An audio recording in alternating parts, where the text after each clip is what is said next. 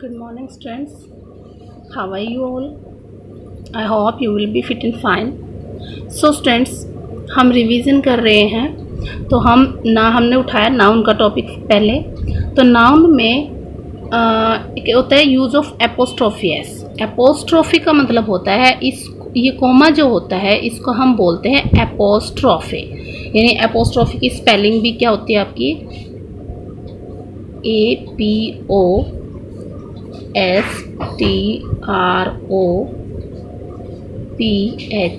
Apostrophe. यानी ये जो कोमा होता है इसको हम बोलते हैं एपोस्ट्रोफी, जो ऊपर लगता है और उसके साथ लगाया जाता है कोमा के बाद एस।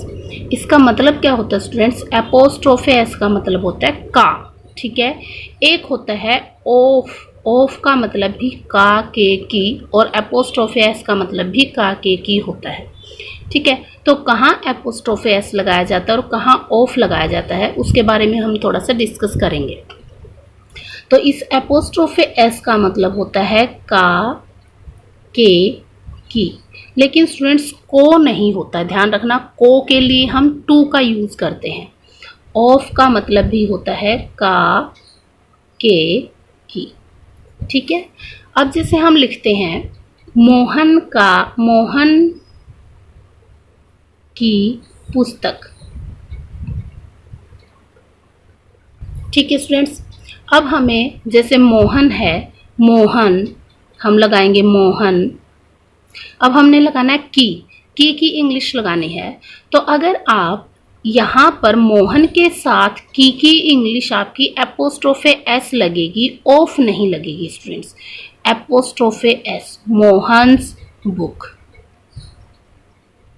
ठीक है। ये सेंटेंस ऐसे बन जाएगा। अगर आप ये लिखना चाहो कि बुक आगे अगर आप की इंग्लिश ऑफ लगाना चाहो स्टूडेंट्स, की इंग्लिश ऑफ लगाना चाहो तो फिर आपको लिखना पड़ेगा बुक पहले आएगी, बुक ऑफ मोहन। ये फिर ऐसी इंग्लिश बनेगी इसकी, ठीक है। यानी एपोस्ट्रोफी एस अगर लगाना चाहो आप का के की इंग्लिश, तो पहले वाला वर्ड पहले ही आ जाएगा और उसके बाद वाला बाद में आ जाएगा, ठीक है। लेकिन अगर ऑफ लगाना चाहो आप का के की इंग्लिश, तो पीछे वाला वर्ड पहले आएगा और आगे वाला पीछे जाएगा, बुक ऑफ मोहन, ठीक है। सेकंड थिंग क्या होती है स्टूडेंट्स?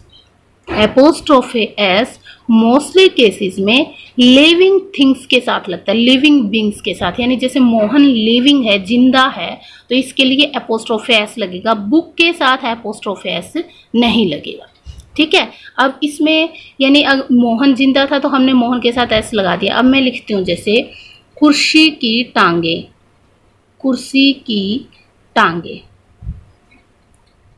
ठीक है। अब अगर आप यहाँ एपोस्ट्रोफी एस लगाना चाहो की इंग्लिश, तो वो नहीं लगेगी। क्यों नहीं लगेगी? क्योंकि जो पहले वाला वर्ड है जिसकी चीज़ है, मान लो कुर्सी की है टांगे, तो कुर्सी जो है वो नॉन लिविंग वर्ड है, ठीक है। अगर यहाँ पर लिविंग होता ना, ये जिसकी चीज़ होती है वो लिविंग हो, तो उसके साथ एपोस्ट्रोफी एस आप लगा सकते हो, लेकिन कुर्सी के साथ एपोस्ट्रोफी एस नहीं लगेगा। तो इसकी इंग्लिश क्या बनेगी? हमें की इंग्लिश ऑफ लगानी पड़ेगी, एपोस्ट्रोफी एस नहीं लगेगी। तो ऑफ लगाएंगे तो वही पीछे वाला वर्ड तो पहले आ जाएगा, लेग्स ऑफ चेयर, ये ऐसे बनेगा। समझ आया? ठीक है। तो उसी तरीके से कुछ लिविंग थिंग्स के साथ हमारा ये लगता है। बाकी के मैंने रूल्स आप लोगों को सेंड कर दिए थे, तो वो पढ़ के देख लेना कि कुछ एक्सेप्शनल केसेस होते हैं जहां नॉन लिविंग के साथ भी एपोस्ट्रोफी एस लग जाता है। तो वो कौन कौन से रूल्स होते हैं वो आप एक बार पढ़ के देख लेना, ठीक है स्टूडेंट्स।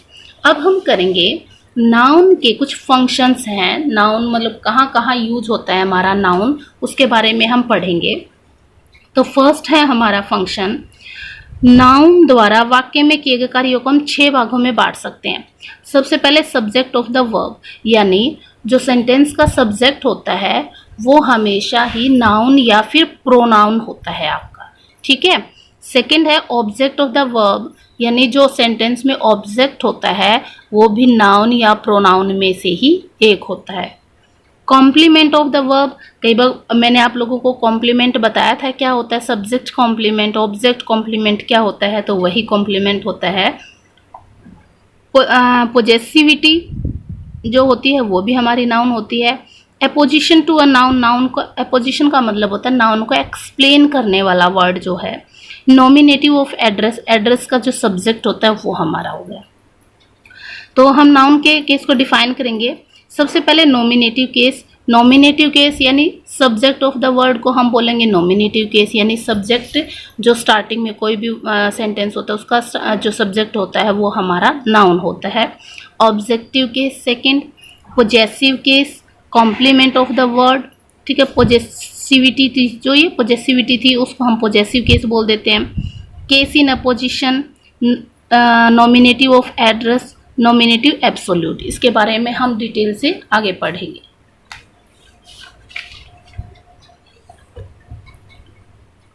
तो स्टूडेंट्स सबसे पहले नॉमिनेटिव केस,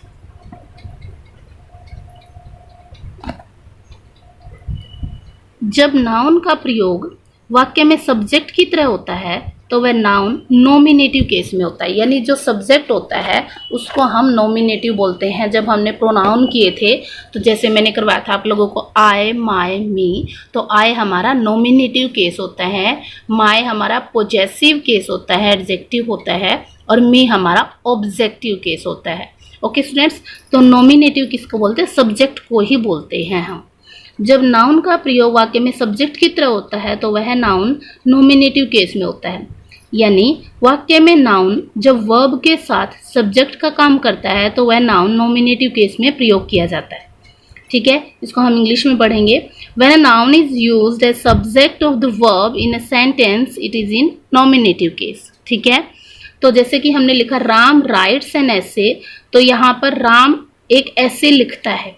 ठीक है, यानी अगर आप इंग्लिश में आइडेंटिफाई करोगे तो राइट से पहले, वर्ब से पहले वाला जो भाग होता है वो सब्जेक्टिव होता है और वर्ब के बाद वाला ऑब्जेक्टिव पार्ट होता है। ठीक है, तो वर्ब हमारी राइट होगी, लिखना हो गया।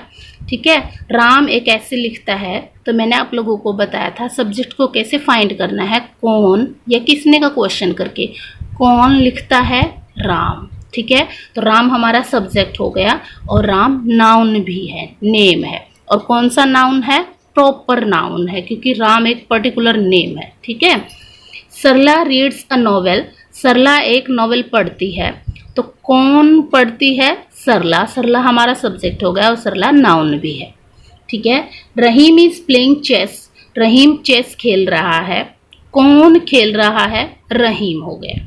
ठीक है, the thief has run away, चोर भाग गया, तो कौन भाग गया? चोर। तो चोर भी एक नाउन है, तो जो सब्जेक्ट होता है वो हमारा नाउन होता है या फिर प्रोनाउन होता है। तो इसमें दिखा रखा है जैसे राम, सरला, रहीम और जो थीफ हैं वो वर्ब, यानी राम राइट्स का सब्जेक्ट हो गया, सरला रीड्स का सब्जेक्ट हो गया, रहीम प्लेइंग का सब्जेक्ट हो गया, थीफ रन का सब्जेक्ट हो गया। ठीक है, तो ये सारे क्या है? नॉमिनेटिव केस में है।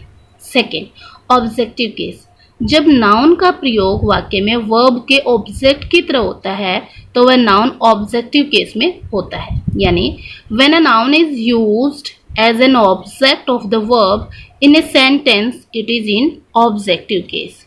ठीक है स्टूडेंट्स, एक चीज याद रखना कि जब भी आप ये रिवीजन कर रहे होते हो, अपना होमवर्क कर रहे होते हो, तो आप बोल बोल के पढ़ना। इससे क्या होगा कि आपकी प्रैक्टिस हो जाएगी बोलने की। ठीक है, ऐसा मत सोचना कि कोई सुन रहा है या फिर कुछ कौन कौन क्या कहेगा कि बोल बोल के पढ़ रहे हो। नहीं, इसको बोल बोल के पढ़ोगे तो आपको पढ़ना अच्छे से आ जाएगा, आपकी फ्लुएंसी बनेगी, हेजिटेशन रिमूव हो जाएगी, आपकी हेजिटेशन निकल जाएगी। ठीक है, तो जो भी आप इंग्लिश में काम करो उसको बोल बोल के पढ़ना और कोशिश ये करना कि इंग्लिश वाली लाइन को अच्छे से बोल बोल के पढ़ना। हिंदी को चाहे आप ऐसे ही पढ़ लेना, लेकिन इंग्लिश को जरूर बोल बोल के पढ़ना। ठीक है, अब हम नेक्स्ट सेंटेंस में करेंगे जैसे ही ईट्स एन एप्पल, वह एक एप्पल खाता है। ठीक है, तो इसमें देखो सब्जेक्ट हमने ऊपर वाले में किया था नॉमिनेटिव केस, इसमें क्या है? सब्जेक्ट हमारा कौन खाता है? वह। तो वह तो हमारा नाउन नहीं है ना, नाउन तो कोई नाम होता है, तो वह क्या है? प्रोनाउन है हमारा। ठीक है, और क्या खाता है? अब हमें ऑब्जेक्ट का पता करना है, तो ऑब्जेक्ट कैसे पता करते हैं? क्या या किसको का क्वेश्चन पुट करके। ठीक है, क्या खाता है? एप्पल। तो एप्पल तो नाम हो गया, फ्रूट का नेम हो गया, तो एप्पल क्या हमारा? नाउन है। और किस प्लेस पे यूज हुआ है? ऑब्जेक्ट के प्लेस पे। क्या खाता है, क्या का जवाब मिला हमें। ठीक है, तो यहाँ पर ही तो हमारा यानी नॉमिनेटिव केस तो प्रोनाउन है, लेकिन एप्पल क्या है, हमारा ऑब्जेक्ट है यानी नाउन है। शी प्लेज फुटबॉल, वह फुटबॉल खेलती है, तो शी कौन खेलती है, वह शी तो हमारा प्रोनाउन हो गया। देखो मैंने बताया था आपको कि सब्जेक्टिव केस में यानी नॉमिनेटिव केस में या तो नाउन यूज होता है या फिर प्रोनाउन यूज होता है, तो यहाँ पर शी क्या है, प्रोनाउन है, ठीक है। और फुटबॉल क्या खेलता है, फुटबॉल क्या है, नाउन है। आई राइट अ लेटर, तो लेटर हो गया, पत्र लिखता हूं, तो ये भी ऑब्जेक्ट हो गया और नाउन हो गया। श्याम कुक्स फूड, अब इसमें देखो श्याम कुक्स फूड, श्याम खाना बनाता है, पकाता है, तो कौन पकाता है, श्याम, तो श्याम भी हमारा नाउन हो गया यानी नॉमिनेटिव केस भी नाउन है। क्या पकाता है, फूड भी हमारा ऑब्जेक्टिव केस भी नाउन है, ठीक है स्टूडेंट्स। तो इन वाले सेंटेंसेस में जो ये वर्ब्स हैं ईट्स, प्लेज, राइट और कुक्स, इनके जो ऑब्जेक्ट हैं एप्पल, फुटबॉल, लेटर, फूड, ये सारे क्या है, नाउन है, और इस तरीके से नाउन ऑब्जेक्ट केस में यूज हुआ है। देखो स्टूडेंट्स, अब हम पढ़ेंगे two objects in a sentence. ये मैंने आप लोगों को पहले भी बताया कि डायरेक्ट और इनडायरेक्ट ऑब्जेक्ट क्या होते हैं। कई बार क्या होता है कि एक सेंटेंस के अंदर दो ऑब्जेक्ट आ जाते हैं, तो उन दोनों ऑब्जेक्ट को, एक को हम बोलते हैं डायरेक्ट ऑब्जेक्ट और दूसरे को हम बोलते हैं इनडायरेक्ट ऑब्जेक्ट, ठीक है। तो देखो कई वाक्यों में दो ऑब्जेक्ट होते हैं, जैसे he gave me an umbrella. मैंने आपको बताया था ना कि ऑब्जेक्ट का पता हम कैसे करेंगे, कौन या किसको का क्वेश्चन पुट करके, या तो अगर सेंटेंस के अंदर ऑब्जेक्ट होगा स्टूडेंट्स, तो वो या तो कौन का जवाब मिल जाएगा या फिर किसको का मिल जाएगा। अगर इन दोनों का जवाब ना मिले तो इसका मतलब सेंटेंस में ऑब्जेक्ट नहीं है, ठीक है। तो जैसे he gave me an umbrella, उसने मुझे एक अम्ब्रेला दिया यानी एक छाता दिया। क्या दिया, छाता जवाब मिल गया। किसको दिया, मुझे दिया, तो दोनों का जवाब मिल गया। इसका मतलब दो ऑब्जेक्ट हैं, मी और अम्ब्रेला, ये दो ऑब्जेक्ट्स हो गए इसमें। नेक्स्ट है she gave you a pen, उसने तुम्हें एक पेन दिया, ठीक है। क्या दिया, पेन, किसको दिया, तुम्हें दिया, इसमें भी डबल ऑब्जेक्ट हो गए, यू और pen. Rahim brought a cream for you, Rahim आपके लिए उसके लिए क्रीम लाया, तो क्या लाया, क्रीम हो गया। किसके लिए या किसको लाया, उसको लाया, तो हर भी हो गया, तो डबल ऑब्जेक्ट्स हो गया। तो इस तरह की सेंटेंसेज में तो ये दो ऑब्जेक्ट हो गए, तो इसमें से एक डायरेक्ट है और दूसरा इनडायरेक्ट है। तो हम कैसे पता करेंगे, डायरेक्ट ऑब्जेक्ट की जानकारी के लिए वर्ब से व्हाट प्रश्न करने पर जो उत्तर होता है वो डायरेक्ट ऑब्जेक्ट होता है। यानी स्टूडेंट्स क्या का जो जवाब होता है, क्या का, वो हमारा डायरेक्ट ऑब्जेक्ट होता है, और हुम यानी किसको की इंग्लिश होती है हुम का जो जवाब होता है वो इनडायरेक्ट ऑब्जेक्ट होता है। ये चीज़ ध्यान रखना, ठीक है। लिविंग और नॉन लिविंग के को ज़्यादा प्रेफरेंस मत देना, क्योंकि डायरेक्ट जो है हमारा लिविंग भी हो सकता है और नॉन लिविंग भी हो सकता है। अब ये ध्यान रखना, व्हाट का यानी क्या का जो जवाब होगा वो डायरेक्ट ऑब्जेक्ट, और किसको का जवाब होगा वो इनडायरेक्ट ऑब्जेक्ट होगा। ओके स्टूडेंट्स, नेक्स्ट है हमारा थर्ड पार्ट, हम पढ़ रहे थे पोजेसिव केस में भी नाउन यूज होता है, यानी जो एपोस्ट्रोफे लग के हमारा यूज होता है। जो एपोस्ट्रोफे होता है उसका मतलब एपोस्ट्रोफे एस का मतलब का, के, की होता है, तो वो भी पोजेसिव होता है। पोजेसिव का मतलब होता है अपना अधिकार, जैसे मोहन की पुस्तक, तो भी वो पुस्तक मोहन की है, मोहन का अधिकार है उसके ऊपर। रहीम की सीट, तो रहीम की है ये सीट, रहीम का उस पर अधिकार है, तो ये पोजेसिव यानी पोजेशन के लिए यूज किया जाता है। एक वाक्य में एक नाउन का दूसरे नाउन पर हक या रिलेशन स्थापित करने के लिए प्रयोग होता है, तो नाउन के साथ एपोस्ट्रोफे का प्रयोग किया जाता है। जिस नाउन के साथ एपोस्ट्रोफे का प्रयोग होता है वह नाउन पोजेसिव केस में यूज होती है। जैसे रमेश वाइफ, ठीक है, इसको हम बोलेंगे, इसकी साउंड होती है एस, रमेश वाइफ। यहाँ पर तो से की दो बार साउंड आ रही, तो सिर्फ एक ही बार आएगी, इसकी साउंड नहीं आएगी।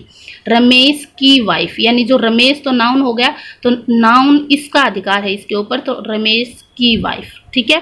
तो पोजेसिव केस में नाउन यूज हो गई यहाँ पर। रहीम सीट, रहीम की सीट, तो यहाँ रहीम जो है पोजेसिव केस में है। सरलाज मदर, सरला की माँ, तो सरला का हो गया, तो सरला यहाँ पर क्या है, नाउन है, और इसके साथ एपोस्ट्रोफे एस लगा होती है, पोजेसिव केस में यूज हुई है। मीराज सारी, ठीक है। तो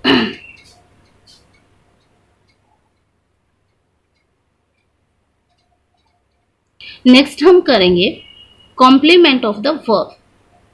कॉम्प्लीमेंट में क्या होता है स्टूडेंट्स, जैसे शी इज अ टीचर। देखो मैंने आप लोगों को बताया था कॉम्प्लीमेंट के बारे में, मैंने आप लोगों को पूरा टॉपिक करवाया हुआ है, एक बार उसको रीड करके देखना कि कॉम्प्लीमेंट होता क्या है।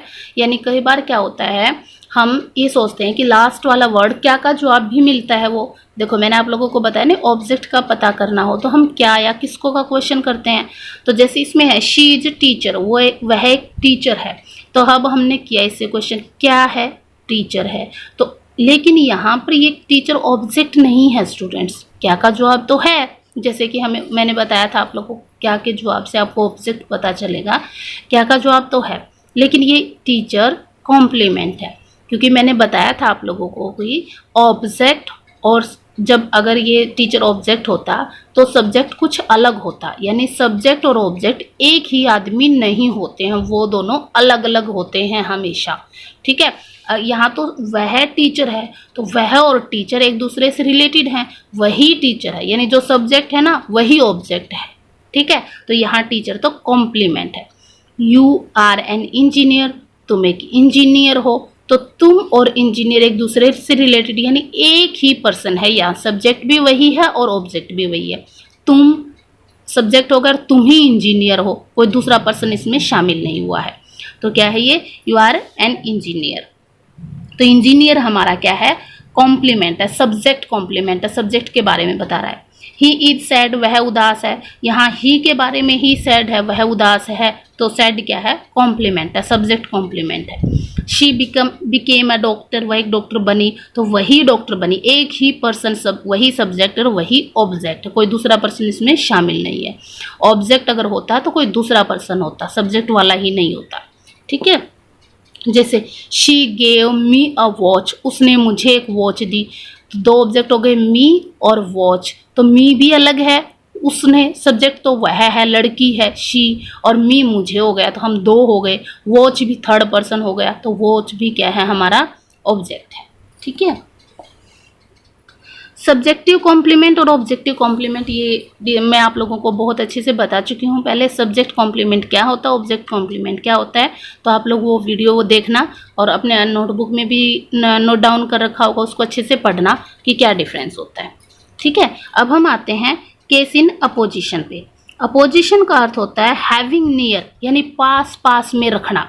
ठीक है, Ram his brother is an honest man, Ram यानी उसका भाई एक ऑनेस्ट मैन है। तो यहाँ पर जो हिज ब्रदर है ना, ये अपोजिशन, यानी ये राम को ही एक्सप्लेन कर रहा है, राम उसका भाई, यानी राम के बारे में ही बता रहा है। यानी अपोजिशन का मतलब भी होता है एक्सप्लेन करना, उस चीज के बारे में विस्तार से बताना। तो राम उसका भाई एक ऑनेस्ट पर्सन है, राम ही है, उसका भाई है राम, वो एक ऑनेस्ट पर्सन है। Harish his son is a naughty boy, Harish यानी उसका बेटा, उसके बेटे हरीश था कोई, तो उसने कहा हरीश कौन, तो उसका बेटा, ये हरीश के बारे में ही एक्सप्लेन कर रहा है, हिज सन एक नॉटी बॉय है।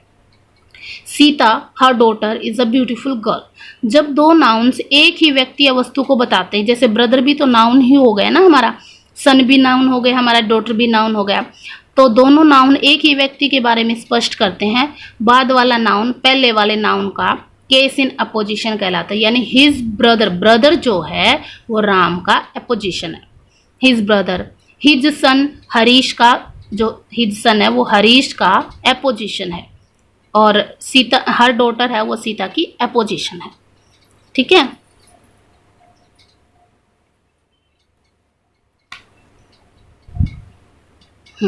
तो यानी सभी मुख्य करता यानी सब राम हरीश सीता यानी मेन सब्जेक्ट को स्पष्ट करते हैं, अतः ये संबंधित नाउन केस इन अपोजिशन है। अपोजिशन एक होता है स्टूडेंट्स ऑपोजिशन, ऑपोजिशन तो उल्टा होता है, वो होता है OPPO, ये है APPO opposition. Okay, if two nouns referring to the same person or thing are in opposition, one is placed immediately after the other, यानी अगर अपोजिशन में होते हैं दो नाउन तो दूसरे को पहले वाले के जस्ट बाद में लिखा जाता है, with no conjunction joining them, उनके बीच में कोई कंजक्शन नहीं होता। हर फादर नरेश चंद्रा, जैसे कि उसका पापा नरेश चंद्र उसका नाम है, तो ये सीधा लिखेंगे हम, उसके बीच में कुछ नहीं लिखेंगे। Left home 3 months ago। आगे है नॉमिनेटिव ऑफ एड्रेस। जैसे कि boys don't make a noise, यानी एड्रेस करना, संबोधित करना किसी को, लड़कों को यहाँ संबोधित किया गया, जैसे boys don't make a noise, लड़कों शोर मत करो। तो जो बॉयज है वो नाउन हो गया और यहाँ पर एड्रेस किया गया, उसको संबोधित किया गया। हरीश वेट फॉर मी, इसको ऐसे बोला जाता है थोड़ा पोज लेके, सुरेश गो टू जयपुर, ठीक है। राहुल कम हियर, इस तरीके से बोला जाता है, थोड़ा सा पोज लिया जाता है। तो जो ऊपर वाले वाक्यों में बॉयज, हरीश, सुरेश, राहुल को संबोधित किया गया, एड्रेस किया गया है। नाउन्स के इस प्रकार के प्रयोग को नॉमिनेटिव ऑफ एड्रेस कहा जाता है, अर्थात जो नाउन किसी व्यक्ति या वस्तु को संबोधित करने के लिए प्रयुक्त किया हो वह नॉमिनेटिव ऑफ एड्रेस की तरह प्रयुक्त होती है। यहाँ boys, Harish, Suresh, Rahul nominative of address है। नॉमिनेटिव एब्सोल्यूट क्या होता है स्टूडेंट्स?